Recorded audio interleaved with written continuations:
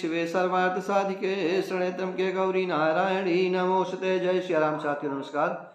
साथियों, एस्ट्रोलॉजर जेके राय का YouTube channel पर आपका स्वागत है। साथियों, मैं पुनः आपको वास्तुक रूप में कुछ बहुत अच्छी जानकारी आपको देने जा रहा हूँ कि किस तरह से अपना आप घर बनाएंगे तो उस घर में आप सुखपूर्वक निवास करेंगे।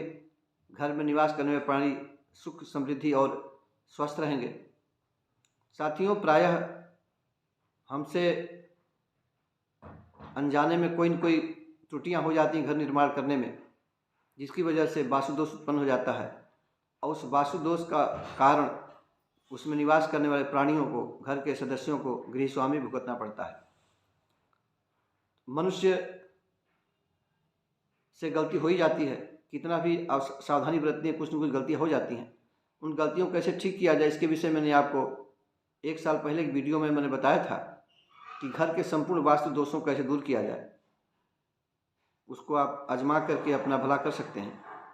लेकिन अगर हम घर बनाने से पहले ही सचेत रहें ताकि त्रुटियां कम रहें, तो हमें उस घर में सुखपूर्वक निवास करने में सुविधा प्राप्त होगी। इसी विषय में आपको मैं छोटी बात बताने जा रहा हूँ।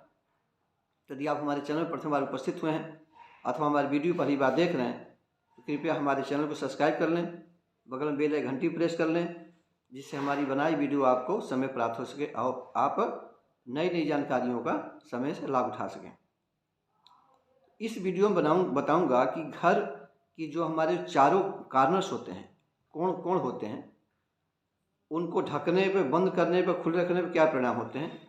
इस वीडियो का इसमें यही विषय है। तो साथियों,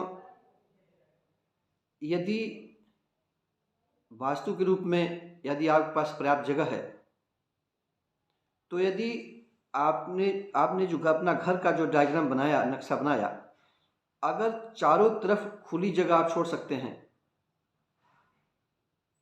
तो यह सबसे घर के लिए उत्तम स्थिति होती है।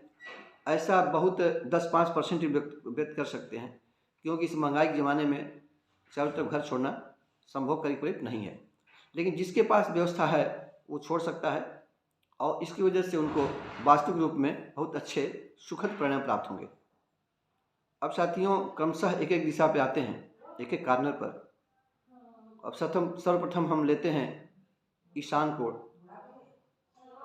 जैसा कि मैंने आपको तमाम वीडियो में बताया होगा कि साथियों, दिशाएं 10 होती हैं। जैसे कि पूरब, पश्चिम, उत्तर, दक्षिण 4 दिशाएं हुई, 4 कार्नर हुए, 8 हुए, एक ऊपर और एक नीचे। इस 10 दिशाओं की हमारे शास्त्रों में कल्पना की गई है। तो हम किसी विशेष पूजा पाठ में इन 10 दिशाओं को प्रणाम भी करते हैं। तो सर्वप्रथम जो दिशाओं के एक तरह से मुख्य केंद्र बिंदु होता है वो ईशान कोण होता है। और ईशान कोण के जो स्वामी होते हैं वो बृहस्पति होते हैं। तो जैसे कि आपने पूरा घर का नक्शा बनाया तो ईशान कोण साथियों, जब जैसे मैंने बताया कि वहाँ ईश्वर का वास होता है, बृहस्पति का वास होता है, सबसे पवित्र स्थान माना जाता है। ईशान कोण जितना ही पवित्र होगा, जितना ही खुशमय होगा, जितना सुखद वातावरण वहाँ का होगा, जितना वहाँ की लोकेलिटी जो ईशान कोण की जो परिक्षेत्र है वो खुशनुमा रहेगा, उतने ही व्यक्ति, घर के लोग जो है स्वस्थ रहेंगे, प्रसन्न रहेंगे, सकुशल रहेंगे, परिवार में एकता रहेगी। जैसे मैंने पहले चर्चा किया कि इस ज़माने में सब जगह स्थान छोड़ना सबके लिए संभव नहीं हो सकता है।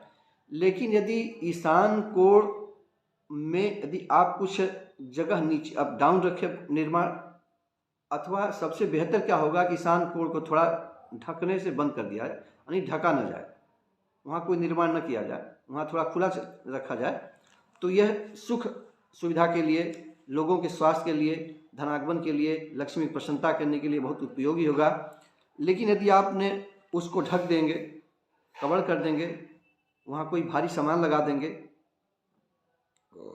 जीना बना देंगे, शौचालय बना देंगे, तो इससे गृह स्वामी को अशुभ परिणाम प्राप्त होंगे। घर में कोई न कोई बीमार रहेगा, धन आगमन में बाधा उत्पन्न होगी, लक्ष्मी का आगमन रुक जाएगा और घर में जो जो शुभता प्राप्त होने वाली है उसमें रुकावट पैदा हो जाएगी। साथियों, उसके बाद आते हैं वायव्य कोण। पीछे चलते हैं। वायव्य कोण अर्थात उत्तर और पश्चिम के कार्नर। तो साथियों, वायव्य कोण के जो स्वामी होते हैं, अधिपति देवता होते हैं, वो वायुदेव होते हैं। और हमारे शास्त्रों में पूर्व और उत्तर दिशाओं को विशेष मान्यता प्रदान की गई है।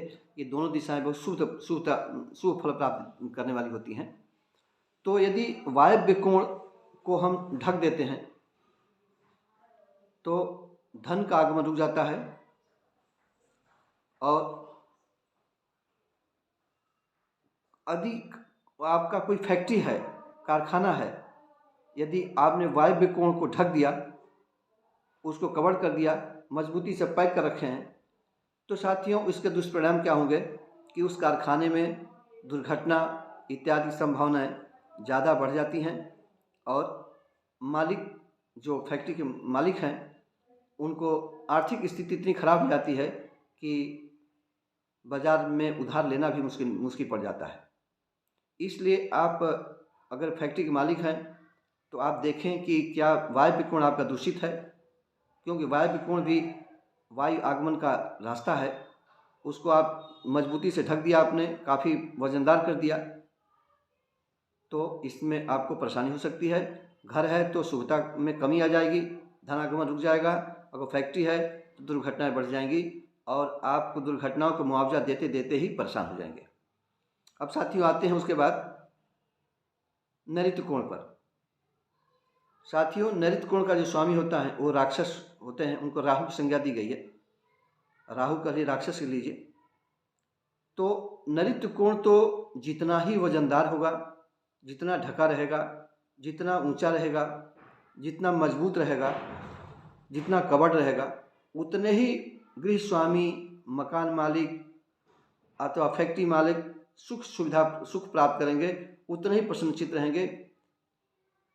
उससे आपको जो निवास करने वाले प्राणी होंगे उनको सुख सुविधा प्राप्त होगी और वो उनके स्वास्थ्य में अच्छा रहेगा, धन आगमन ही अच्छा रहेगा। क्योंकि इस कार्नर को जितना ही आप मजबूती से ढके रहेंगे, जितना उसको वजनदार सामान रखेंगे, उतने ही आप प्रसन्न होंगे। जो अब साथियों आते हैं उसके बाद आपको अग्निकोण पर। तो साथियों, अग्निकोण अर्थात पूर्व दक्षिण, ईस्ट और साउथ के कार्नर को अग्निकोण कहते हैं। अग्निकोण के हिसाब, अग्नि के नाम से ही मतलब उसमें रसोई घर का स्थान होता है, अग्नि का स्थान होता है।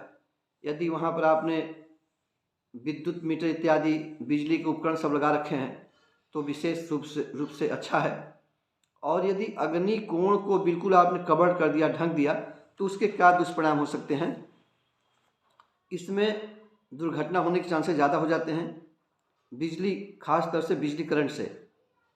और जो आपके जो गृह स्वामी हैं, जो मकान मालिक हैं, जो उस भूमि के लैंडलॉर्ड हैं, उनके डेवलपमेंट में, उनकी प्रगति में बाधा उत्पन्न होने लगती है। इस तरह से हमने आपको चारों दिशाओं के कवर करने का, ढकने का दुष्परिणाम और परिणाम, सुपरिणाम क्या होगा, इसको मैंने आपको बताया।